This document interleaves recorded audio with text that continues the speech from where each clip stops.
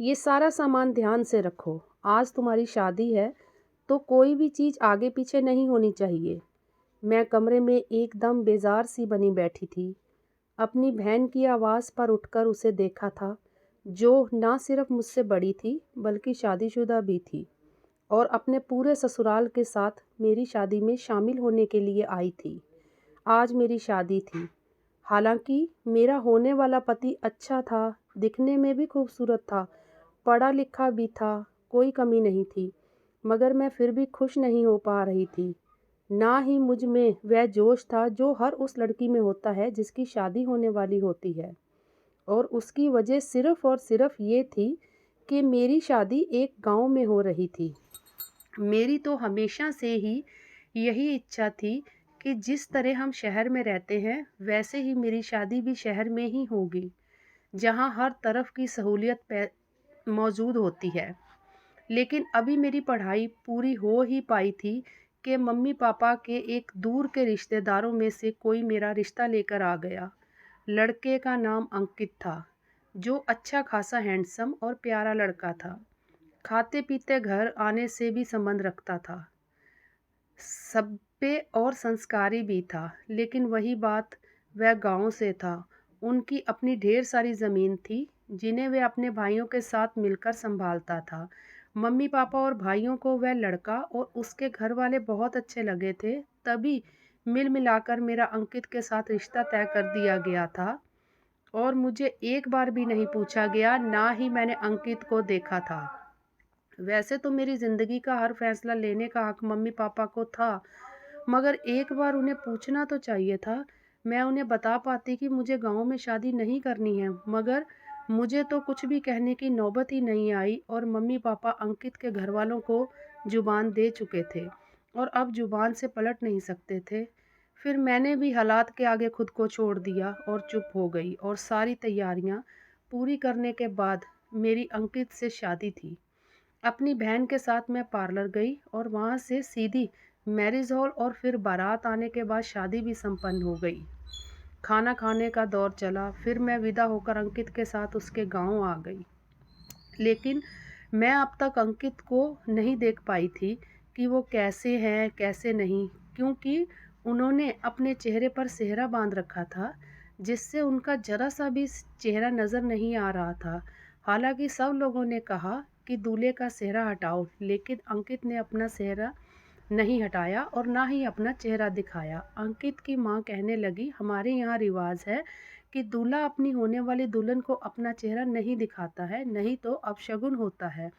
लेकिन सबसे मुझे यही सुनने को मिला था कि अंकित बहुत ही अच्छा और खूबसूरत लड़का है और तुम्हारी और अंकित की जोड़ी चाँद सूरज की जोड़ी है। दिल से हर दर्द और दुःख को निकाल कर मैं दिलों में उमंग लिए अंकित के साथ विदा होकर अपनी ससुराल आ गई।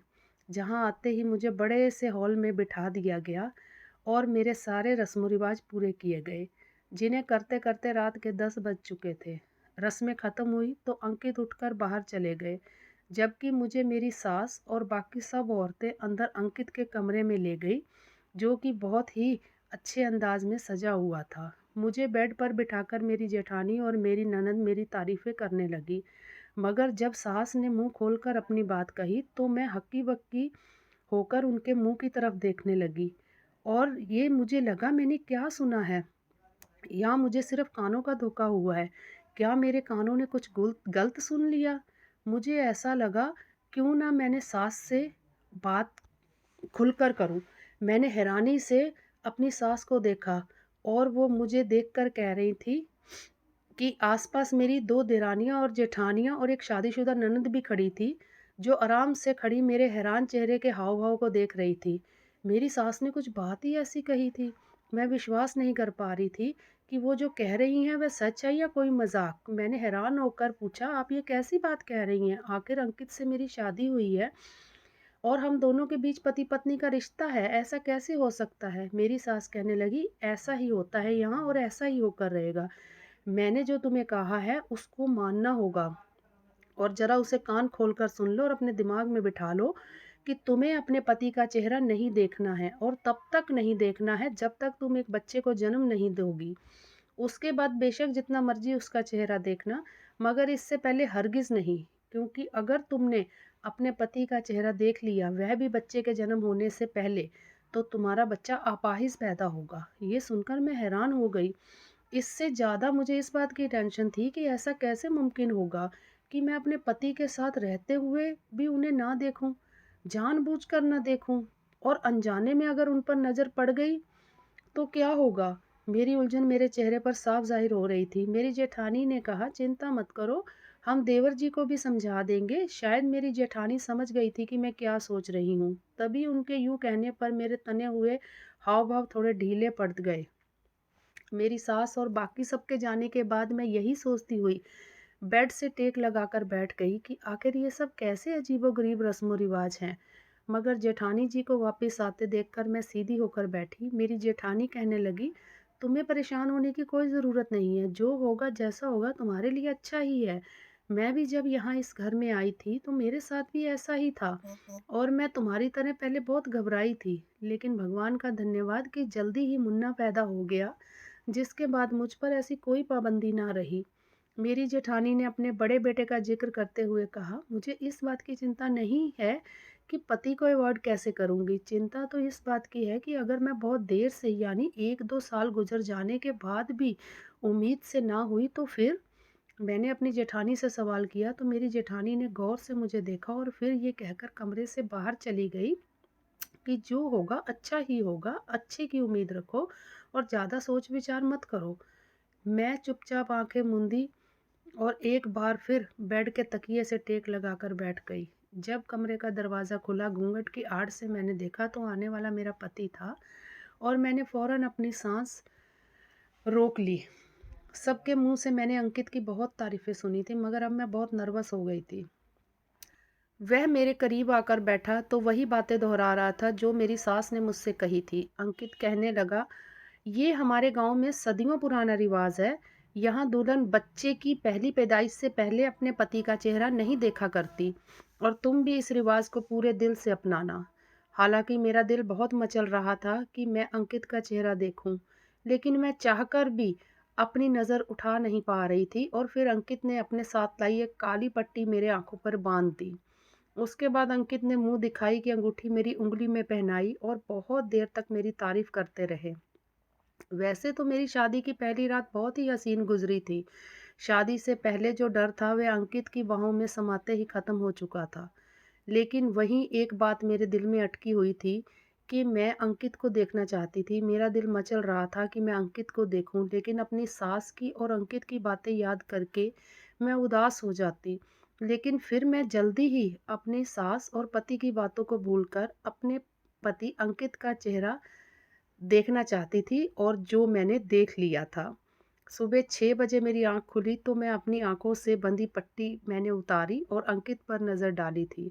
अंकित बेखबर सो रहा था, और अंकित को मैंने वैसा ही पाया था जैसा मैंने सुना था। अंकित के इतने मासूम और प्यारे से चेहरे को देखकर मुझे उस पर ढेर सारा प्यार आ गया।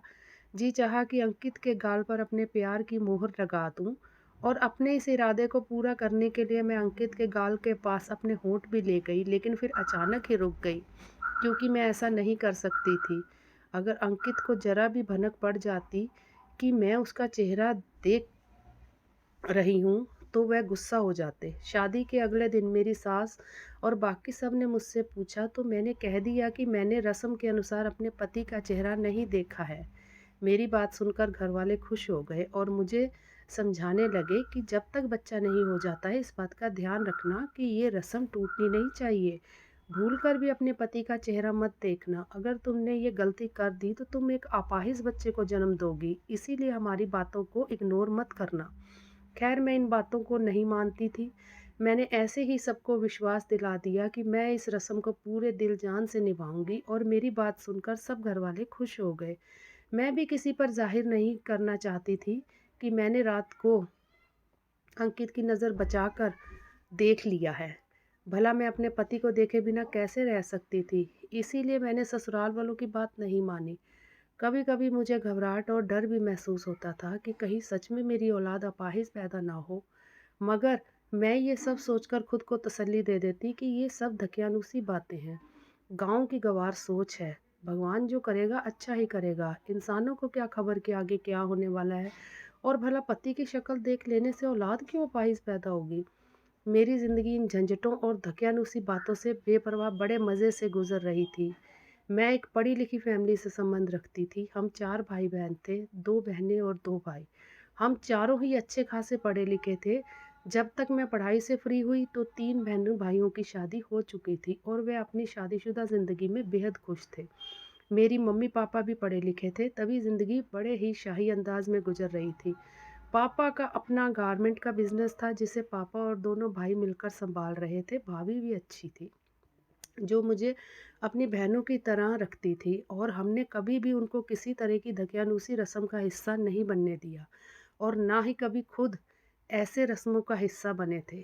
मैं पढ़ाई पूरी करने के बाद कुछ करना चाहती थी, लेकिन मैंने फ़ैशन डिज़ाइनिंग की डिग्री ली हुई थी और मेरा इरादा था कि मैं अपना एक फ़ैशन बुटीक खोलूँगी। लेकिन आनन-फानन में की जाने वाली मेरी शादी ने मेरी सारी इच्छाओं और सारे सपनों पर पानी फेर दिया, जिसकी वजह से आज मैं इस गाँव में बैठी हुई थी, शादीशुदा होकर और बेकार के रस्मों रिवाजों का हिस्सा बनकर, जिन पर मैं चिढ़कर रह जाती थी। लेकिन जब अंकित की तरफ देखती, तो दिल में ढेर सारा सुकून उतर जाता था। अंकित मुझसे प्यार भी बहुत करते थे। वह गाँव के लोगों की तरह नहीं थे, पढ़े लिखे थे और उनके पास अपनी बहुत ज़मीन थी और वे उन्हीं ज़मीनों पर मज़दूर लगवाकर काम करवाया करते थे। उनके घर में पैसे की कोई कमी नहीं थी। अंकित के प्यार ने मेरे अंदर के अधूरेपन को भर दिया था। जो गाँव मुझे पहले बुरा लगता था, अब अंकित की वजह से वह गाँव मुझे पसंद आने लगा था। लेकिन रस्म के अनुसार अंकित दिन में मेरे सामने नहीं आते थे, लेकिन रात को वे मेरे पास आते तो मेरे चेहरे पर एक काली पट्टी बांध देते और मुझे ढेर सारा प्यार करते। अंकित की बाहों में समाते ही मैं पूरे दिन की थकान भूल जाती थी। अंकित मुझसे माफ़ी मांगते कि सोनिया, मुझे माफ़ कर दो, जो तुम्हें इस तरह के रस्मों रिवाजों का हिस्सा बनना पड़ रहा है। मैं पढ़ा लिखा आदमी हूँ, मैं इन बातों को नहीं मानता, लेकिन ये गांव के लोग हैं, ये इन सब में बहुत विश्वास रखते हैं, इसीलिए मुझे भी इन बातों को मानना पड़ता है। मैं भी अंकित से कह देती, अंकित कोई बात नहीं, मैं तुम्हें नहीं देख सकती तो क्या हुआ, लेकिन तुम्हारी ये प्यार भरी बातें तो सुन सकती हूँ, तुम्हारे प्यार को दिल से महसूस कर सकती हूँ। अंकित के सोते ही मैं वह पट्टी उतार देती थी और जी भर के अंकित को देखा करती थी। मैंने किसी पर ज़ाहिर नहीं होने दिया और फिर अचानक एक दिन मेरी तबीयत ख़राब हो गई। इतनी ख़राब हो गई कि मैं बेहोश हो गई। घरवाले और मेरा पति मुझे गाँव के इकलौते क्लिनिक में ले गए। वहाँ जाकर मेरा चेकअप किया गया। मुझे जब होश आया तो सभी मेरे आसपास जमा थे। मुझे सबको अपने आसपास देखकर बहुत घबराहट महसूस हुई, लेकिन जब सबके चमकते और खुशी से भरपूर चेहरे देखे तो कुछ उलझन भी हुई। वहाँ सब खुशी से एक दूसरे से बातें कर रहे थे, चहक रहे थे। वहाँ सब थे सिवाय मेरे पति अंकित के, और उसकी वजह मुझे पहले ही मालूम थी कि जब तक मैं बच्चे को जन्म नहीं देती तब तक मैं मेरे सामने अपना चेहरा लेकर नहीं आएंगे, ताकि मैं उन्हें कहीं देख ना लूँ। हालांकि ये सब नहीं जानते थे कि मैं तो अंकित को शादी की पहली रात ही देख चुकी हूँ। मैंने ये सब सोच को अपने सर से झटक दिया। उसी टाइम मेरी सास मेरे पास आई, मेरा माथा चूम कर मेरी बलाएं लेने लगी और फिर मुझे बधाई देकर कहने लगी, बधाई हो, तुम माँ बनने वाली हो, सदा खुश रहो, सुहागन रहो। सास के शब्द सुनकर पहले मैं उलझी, मगर जब बात समझ में आई तो खुशी के मारे मेरा बुरा हाल हो गया। मैं दिल में भगवान का धन्यवाद करने लगी कि अब जल्दी ही बच्चे को जन्म दूंगी, जिसके बाद मेरे पति को मुझसे छुपना नहीं पड़ेगा। मैं ये खुशी अपने पति के साथ बांटना चाहती थी, लेकिन वह यहाँ नहीं थे क्योंकि हमारे बीच दकियानुसी रस्मों की दीवार खड़ी थी। क्लिनिक से वह लोग मुझे घर ले आए। रात को जब मैं आंखें मूंदे लेटी थी तब मेरा पति मेरे पास आया। मुझे सोया हुआ समझकर मुझे बधाई देने लगे। मैं बहुत खुश थी और मेरा बहुत ख्याल रखा जाने लगा।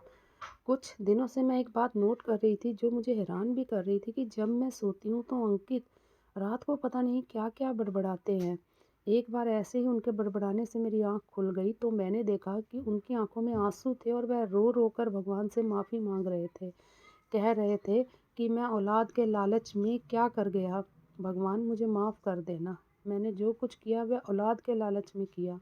मुझे नहीं पता मेरे हाथों से इतना बड़ा पाप हो जाएगा। भगवान मेरी इस पाप को माफ़ कर देना। मुझे कुछ समझ नहीं आ रहा था कि अंकित ऐसा क्यों कर रहे हैं। और ये सिर्फ़ एक दिन की बात नहीं थी, बल्कि मैं रोज़ाना ही उनको ये सब करते हुए देखती थी। वह समझते थे कि मैं सो गई हूँ, लेकिन मैं सिर्फ़ सोने का नाटक करती थी और उनको रोते हुए और भगवान से माफ़ी माँगते हुए देखा करती थी। मुझे समझ नहीं आता था कि आखिर वह ऐसा क्यों कर रहे हैं। और ये सिलसिला तभी से शुरू हुआ था जब से मैं उम्मीद से हुई थी। इससे पहले ऐसा कुछ नहीं था। वो रोज़ भगवान से माफ़ी माँगते। मुझे तो अब डर लगने लगा था, कहीं मेरे पति को पता तो नहीं चल गया है कि मैंने उसे शादी से पहले ही देख लिया है। और अब से नहीं, बल्कि शादी की रात से ही उन्हें देख लिया था। कहीं सच में ही बच्चा अपाहिज तो नहीं पैदा होगा। मैं अब बेतहाशा घबराने लगी थी। मुझे ये हमेशा से ही धकियानुसी अजीबोगरीब रिवाज बिल्कुल पसंद नहीं थे, लेकिन अब मैं घबराने लगी थी कि कहीं बच्चा अपाहिज ना पैदा हो। और इसी तरह मैं बहुत ज़्यादा डरी डरी सी रहने लगी थी। मुझ में इतनी हिम्मत नहीं थी कि मैं अंकित से कुछ पूछ पाती, क्योंकि मुझे डर था कि आगे से अगर उन्होंने मुझसे सवाल कर लिया तो मैं कैसे कह पाऊँगी कि उनके मना करने के बावजूद मैंने उन्हें देखा, और मैं क्या जवाब दूँगी। बस यही सोचकर मैं चुप रह जाती। समय गुजरने के साथ साथ मेरे दिमाग में अजीबोगरीब सी सोच आने लगी, जिसको मैं चाहकर भी नहीं हटा पाती थी। समय धीरे धीरे गुजरने लगा, लेकिन मेरे पति का ये रूटीन ख़त्म नहीं हुआ था। वह रोज़ रात को उठकर भगवान से रो रो कर माफ़ी मांगते, और मेरी परेशानी जो कि बनी हुई थी, मैं पहले से ही ज़्यादा चुप रहने लगी थी। मेरा 9वाँ महीना ख़त्म होने वाला था जब मेरी तबीयत ख़राब होनी शुरू हुई।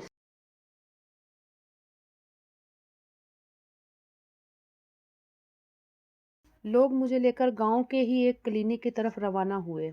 मेरी डिलीवरी का समय आ गया था। मुझे जल्दी ही डिलीवरी के लिए ले जाया गया, और फिर जब बच्चे की डिलीवरी हुई तो नर्स बच्चे को लेकर एक तरफ चली गई और मुझे दूसरे रूम में शिफ्ट कर दिया गया। और मेरी तबीयत पहले से अच्छी थी। सब लोग मुझसे मिलने के लिए आ रहे थे, लेकिन उन सब के चेहरे पर जो भाव थे वह कुछ अलग से थे, जैसे वो खुश नहीं थे, और यही बात मुझे परेशान कर रही थी। नर्स ने अभी तक बच्चा मुझे नहीं दिखाया था। सब लोग बच्चे से मिल चुके थे, लेकिन कोई भी मुझे बता नहीं रहा था कि वह कैसा है। सबके बाहर जाने के बाद मैंने नर्स से बच्चे के बारे में पूछा, तो नर्स कमरे में बच्चे को लेकर आई, और जब मैंने अपने बच्चे की शक्ल देखी तो मेरे पैरों के तले से ज़मीन निकल गई, और समझ गई कि मेरा पति क्यों भगवान से कहता था कि वह उसे माफ़ कर दे, क्योंकि ज़रूर उसने औलाद के लिए किसी मज़लूम पर जुल्म किया है, तभी तो उसकी औलाद ऐसी पैदा हुई है। मेरा बच्चा नॉर्मल नहीं था, और मेरा बच्चा कुछ अलग ही टाइप का था। उसकी आंखें खराब थी और चेहरा बाकी शरीर की तुलना में बहुत छोटा सा था। उसे देखकर मेरे दिल को एक धक्का सा लगा, क्योंकि ऐसा कुछ तो मैंने सोचा ही नहीं था। मेरी आंखों से आंसू बहने लगे कि मेरे पति की किए हुए की सज़ा मुझे क्यों मिली। हर बार चेकअप कराने के बाद मेरी डॉक्टर यही कहती थी कि बच्चा बिल्कुल ठीक है और उसकी ग्रोथ भी बहुत अच्छी हो रही है। हमारे घर आने वाली एक मशहूर दाई ने भी बताया था कि लड़का होगा, और ऐसा ही था। मेरा लड़का ही पैदा हुआ था, मगर एबनॉर्मल। मैंने बच्चे को देखकर फूट फूट कर रोना शुरू किया। एक तरफ मुझे लग रहा था कि ये सब मेरी वजह से हुआ है। ना मैं अपनी सास के खिलाफ जाकर उनकी रस्मों रिवाज को तोड़ती, और ना ही शादी की रात से लेकर आज तक अपने पति का चेहरा देखती, और ना ही मेरा बच्चा यूं पैदा होता। जबकि दूसरी तरफ मेरा दिल कह रहा था कि मेरे बच्चे को मेरे पति के किसी बुरे कर्म की सज़ा मिली है। मुझे कुछ भी समझ नहीं आ रहा था कि मैं किस बात पर विश्वास करूं। नर्स मुझे रोता देखकर तसल्ली देकर उस बच्चे को मेरे साथ लिटाकर चली गई। मैं खुद को संभालने की कोशिश करने लगी। अब मुझे अपने ससुराल वालों की अजीब गरीब रवैये नज़र आ रहे थे कि यकीनन वो मुझे इसी वजह से कटे कटे और नाराज़ दिख रहे थे। लेकिन इस समय मेरा कोई भी दोष नहीं था, ना ही जानबूझकर मैंने कुछ किया था। मेरा पति एक बार भी मेरे सामने नहीं आया था, और ना ही बच्चे से मिला था। शायद उसे भी पता चल चुका था कि उसके घर एक नॉर्मल बच्चे ने जन्म लिया है। तभी तो वह एक बार भी मुझे या अपने बच्चे को देखने नहीं आया था। अगले दिन बच्चे को और मुझे घर ले जाया गया, लेकिन सबका रवैया मेरे साथ उखड़ा-उखड़ा था। जबकि मेरी सास और जेठानी ने दबे शब्दों में मुझे कहना शुरू कर दिया था, ये सब तुम्हारी वजह से हुआ है क्योंकि तुमने अपने पति को ज़रूर देखा होगा, जबकि तुम्हें मना किया गया था कि अपने पति को मत देखना जब तक तुम बच्चे को जन्म ना दे दो। और अब तो मुझे भी यही लगने लगा था, जिस पर मैं अब खुद को कोसने लगी थी। मैं चुपचाप उनकी बातें सुनती रहती क्योंकि बोलने के लिए मेरे पास कुछ नहीं था। मैं अपने बच्चे की देखभाल में बिज़ी हो गई। जैसा भी था पर वो मेरा बच्चा था और मुझे उसकी परवाह थी। अंकित 1 हफ्ते तक घर नहीं आया, जिस पर मुझे यही लगा कि शायद उसे भी मैं ही कसूरवार लग रही हूँ। मेरे घरवाले आकर जा चुके थे और जाने से पहले मुझे तसल्ली और दिलासे देकर गए थे कि उन्होंने मुझे अकेला नहीं छोड़ा, बल्कि वह हर वक्त मेरे साथ खड़े हैं।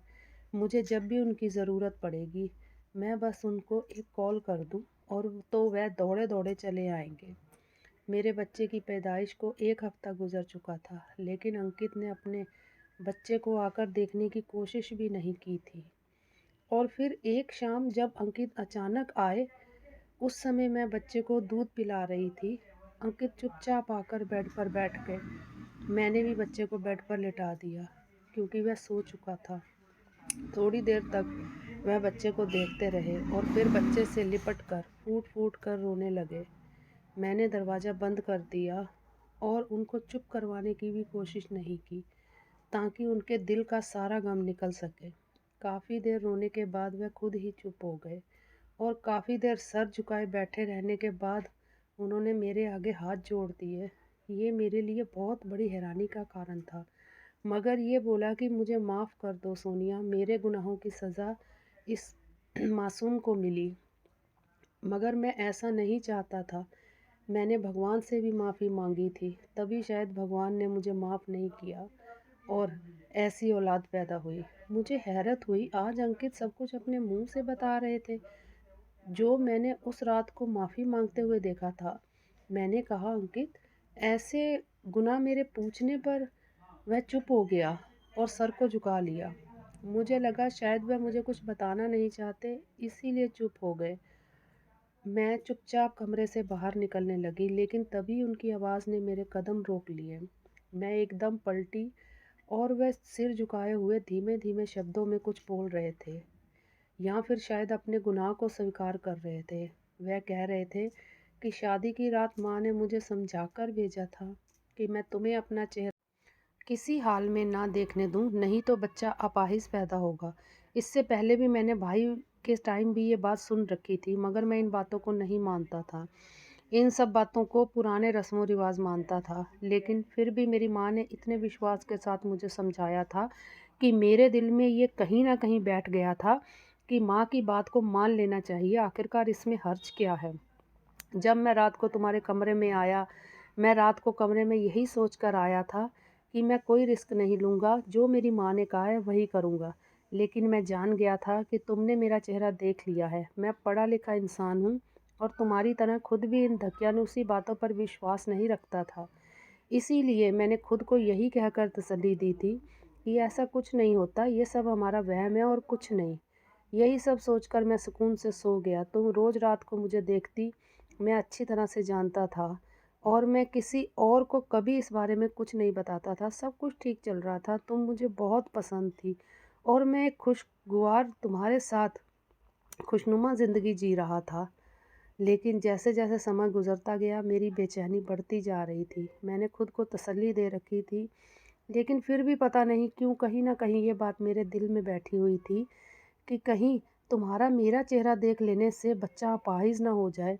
और मैं इसी उलझन में था कि जब मुझे एक ज्योतिषी मिला। हालाँकि मैं ज्योतिषी की बातों पर विश्वास नहीं रखता हूँ, लेकिन फिर भी अपने दोस्तों के कहने पर मैंने अपना हाथ उसको दिखा दिया। तो उसने मुझे कहा कि तुम्हारी ज़िंदगी में एक बहुत बड़ी आज़माइश आने वाली है, वह भी औलाद के सूरत में। मैं बहुत डर गया और अब मुझे उस रस्म सब सच लगने लगी थी कि कहीं बच्चे का जन्म होने से पहले पति का चेहरा देख लेने से औलाद सच में अपाहिज पैदा होती है।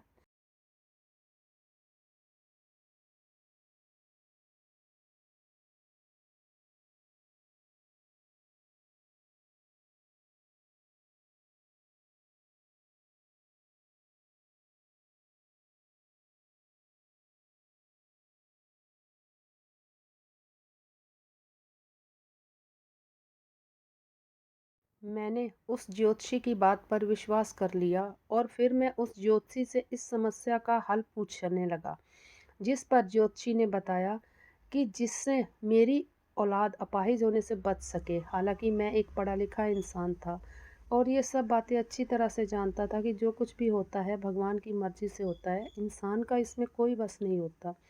लेकिन उस समय मेरी अक्ल पर पर्दा पड़ गया और मैं चाहता था कि वक्त से पहले ही मेरी हर समस्या सुलझ जाए।